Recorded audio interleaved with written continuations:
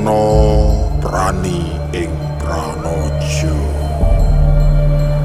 kalaban ing ngaresmi Gusti lalis kalis saking sifat jalmi.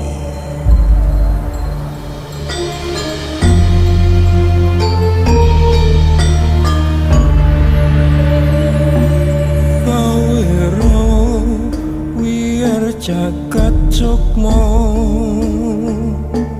watestan ana cakrawala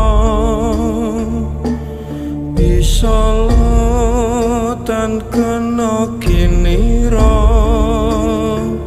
tanti namping akara pramudita.